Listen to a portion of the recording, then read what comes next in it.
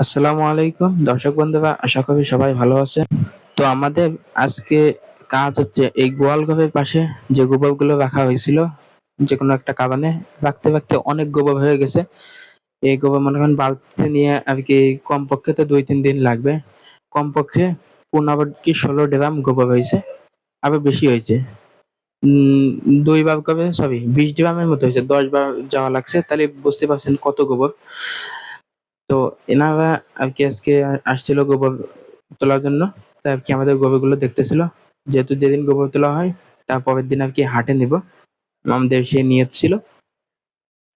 তো এই গোবরগুলো না তুললে কোরবানির সময় আমাদের অনেক ঝামেলা হবে, এবং যখন গরু জবাই করা হবে তারপরে শিলা কুটা হবে, তখন এইখানে ওই যে জায়গাটা দেখতেছেন ওইখানে আর কি সব কাজ হবে। তো ওইখানে আর কি একটু ঝামেলা হয়। তো আমরা চিন্তা করলাম যে যেহেতু কোরবানির সামনে, এজন্য বেশি দিন আর কি এখানে রাখা যাবে না, তাড়াতাড়ি সবাই নিতে হবে। আর ভিডিওটি আপনাদের আবার আগে দিতে চাইছিলাম, যাই হোক অনেক ঝামেলা হয়েছে, একটু ব্যস্ততা ছিলাম এই জন্য আর কি দিতে পারিনি। তো এইগুলো এখন আর কি আমাদের বাগানের মধ্যে নিয়ে যাওয়া হচ্ছে, নিয়েছে আমাদের ঘাসের জমিতে আর কি ফেলা হবে এইগুলা। মানে এইগুলো একটু শুকাই গেছিল, যার জন্য একটু দেখা যাচ্ছে সুবিধা হয়েছে। শুকায় আরো শুকনো ছিল, কিন্তু বৃষ্টি হয়েছে যার কারণে আছে এই দেখেন পানি পানি হয়ে গেছে। গোবরগুলো শুকায় গেলে ওইগুলো নিতে আর কি সুবিধা হয়। তো এই জায়গা থেকে আর কি নিয়ে আসে, ভ্যানে করে নিয়ে ওই যে সোজা নিয়ে এসে এখানে আর কি নামানো হয়, এখানে নামায় তারপরে ঢেলে দেওয়া হয়। তাই এই কাজগুলো সাধারণত সবাই করতে চায় না, কারণ অনেকে আছে দেখা যাচ্ছে ময়লা টয়লা লেগে যায় হাতে, এই জন্য আর কি সকলে করতে চায় না। তো এই গোবরগুলো নিয়ে আস্তে আস্তে দেখা যাচ্ছে, আমি বলছিলাম যে ঘাসের জমিতে মাঝখানে দিকে আর কি ফেলে দেওয়ার কথা, তেমন আবার বললো এখন সে সময় হবে না, এই জন্য কোনো রকম ফেলে দিচ্ছিল। আমি আবার এগুলাকে নিয়ে আর কি প্রতিটা ঘাসে গোবাই গোবাই দিব ইনশাল্লাহ।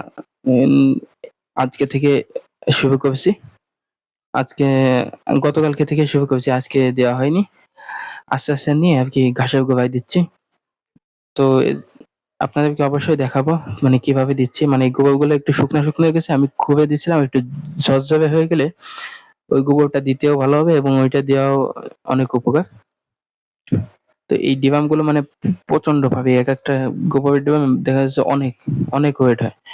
তো যার জন্য একা একা হয় না, এগুলো সাধারণত 2 জন লাগে। তো এগুলো কাজ আর কি সকলে করতে চায় না। দেখেন মানে যেভাবে হাতটা দিয়ে এগুলো সকলে করতে চায় না। অনেক কষ্ট করে মানে কয়েকদিন ধরে লোক খুঁজেই পাচ্ছিলাম না। তারপরে দেখা যাচ্ছে অনেক কষ্টে পাইছি।